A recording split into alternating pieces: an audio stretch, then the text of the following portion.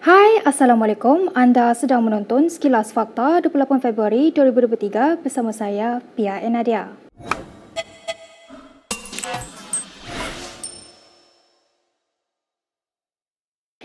Timbalan Ketua Bahagian Bersatu Segambut Adam Radlan Adam Muhammad sekali lagi didakwa di Mahkamah Seksyen hari ini. Adam yang juga ahli perniagaan mengaku tidak bersalah dan mohon dibicarakan selepas pertuduhan terhadapnya dibacakan. Mengikut pertuduhan, Adam didakwa secara rasuah meminta suapan berhubung projek Jana Wibawa berjumlah RM2 juta daripada Lian Tian Chuan. Ia sebagai upah untuk tertuduh kerana membantu syarikat Nepturi Sedang Berhad mendapatkan projek Ibu Pejabat Daerah Kelang Utara, Selangor daripada Kerajaan Malaysia bernilai RM141 juta. Kesalahan itu didakwa dilakukan di sebuah restoran di Publika, Damansara sekitar Januari 2022. Pertuduhan mengikut Seksyen 16 dalam kurungan A Akta Suruhanjaya Pencegahan Rasuah Malaysia 2009.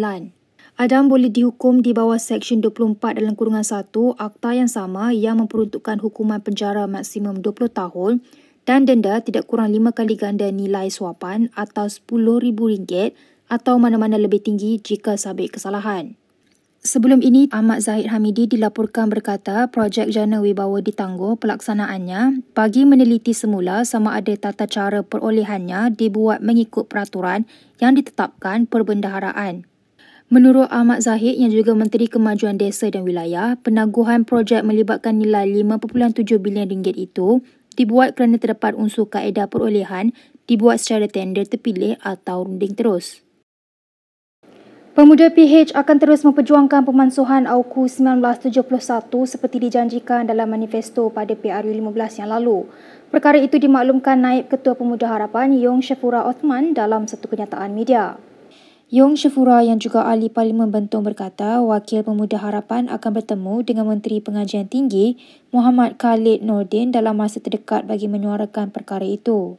Tambah Yong Shafura lagi, pertemuan dengan Wakil Mahasiswa Universiti Malaya dan Perbadanan Pembangunan Belia, Pulau Pinang turut diadakan semalam.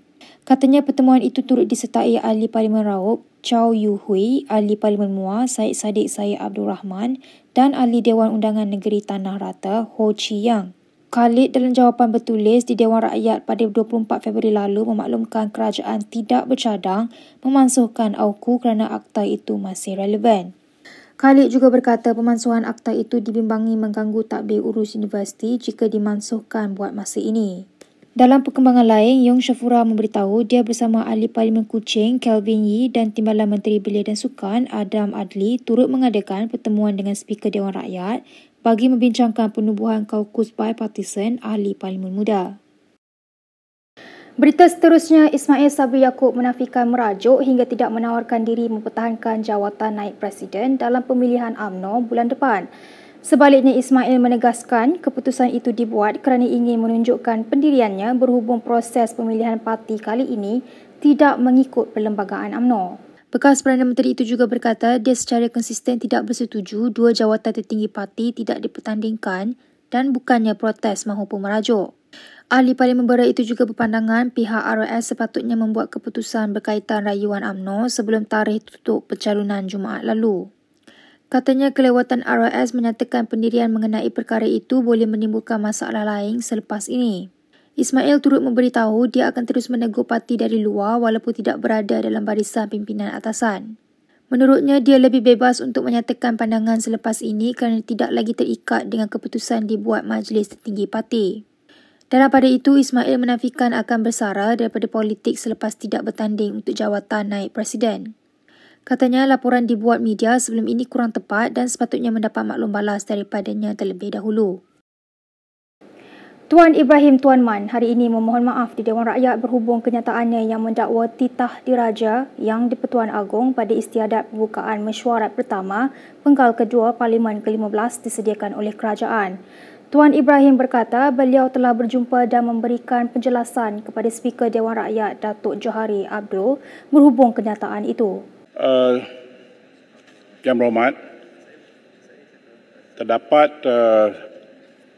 satu isu yang dibangkitkan oleh Jelutong 2-3 hari yang lalu dan saya telah pun berjumpa dengan Kementerian.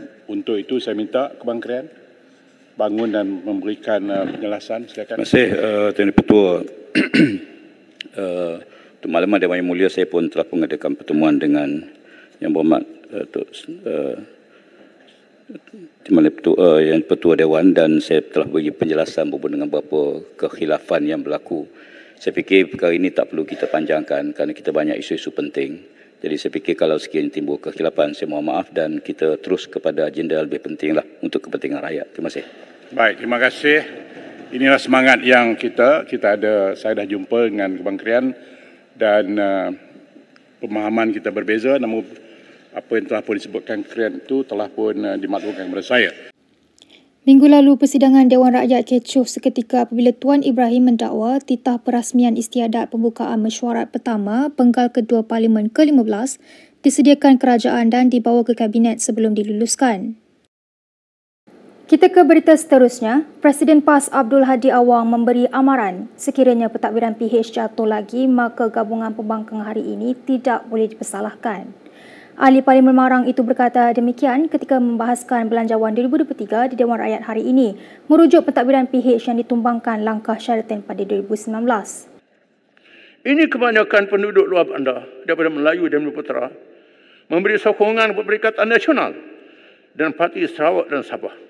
Adapun Pakatan Harapan mendapat sokongan penduduk bandar dan kawasan campuran yang didukung oleh bukan Melayu dan Putera.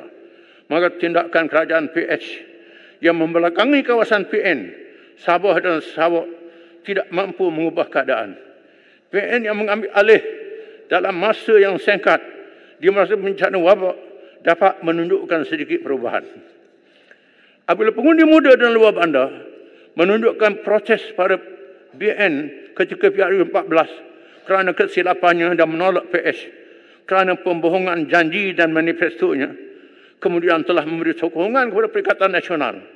Kejayaan menukar kerajaan bukan melalui tepuk atap, tetapi atapnya bocor dan dinding kaca yang berkecai.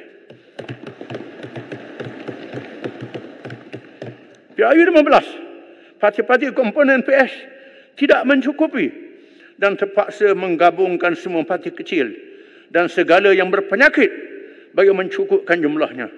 Dalam kerajaannya yang bergelora disaksikan oleh rakyat. Kalau jatuh lagi, jangan salahkan kami. Bukan tepuk atap, tapi atapnya bocor, pintunya terbuka dan dindingnya pecah.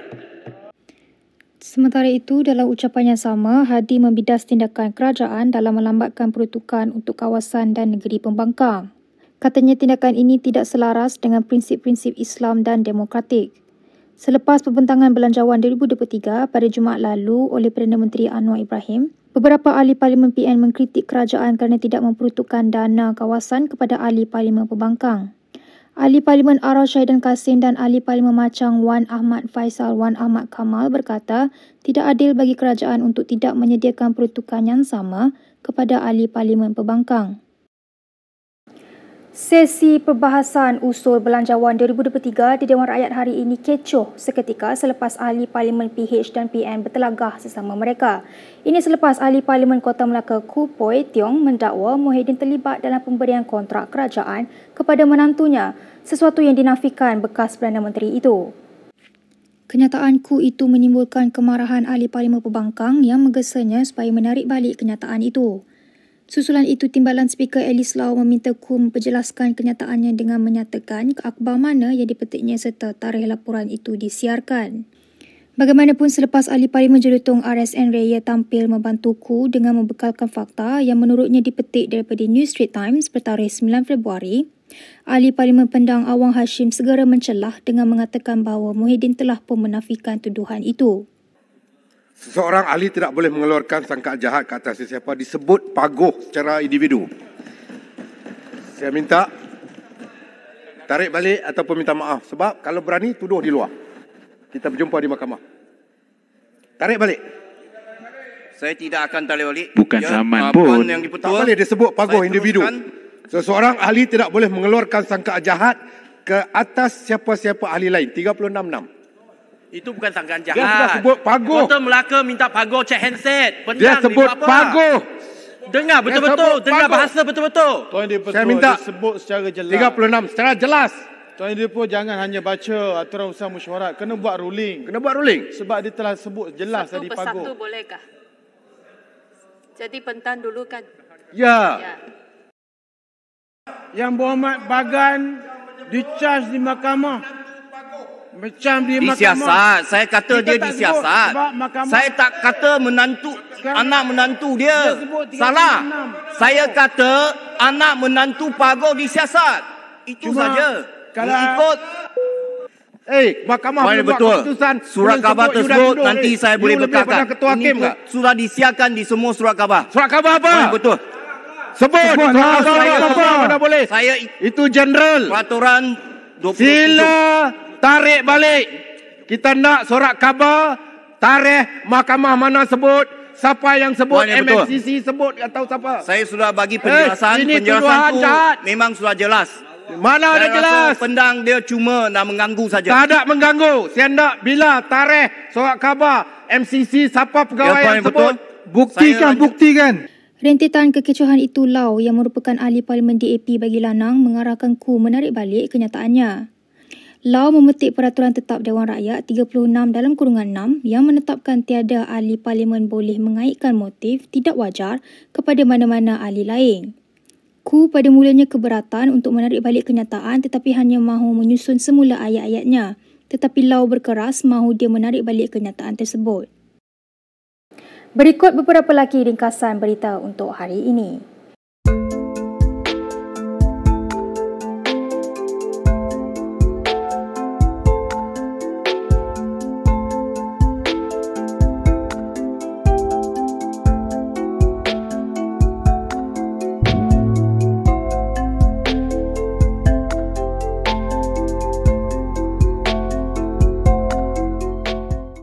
Sekian sahaja daripada saya, Pia Nadia untuk Sekilas Fakta. Untuk lebih banyak berita, anda boleh melayari kinitv.com. Anda juga boleh mengikuti kami di Instagram, Twitter, YouTube dan Facebook. Salam hormat dan jumpa lagi.